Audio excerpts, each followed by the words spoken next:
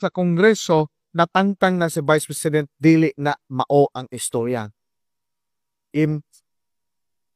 Ipasa sa Kongreso ang impeachment dito sa Senado aron dito na tukion ang investigasyon aron si Sara Duterte mahimong komportable na dito mupadayag sa iyang mga tubag sa mga aligasyon.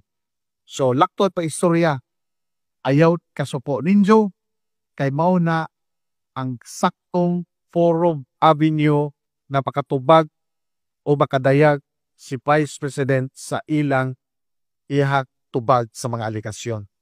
So karon nalabdagan na mo, adyaw na ko awayan ninyo. Ayaw na mo si pospos na mingon na di na ko nimo ko o di na mo nako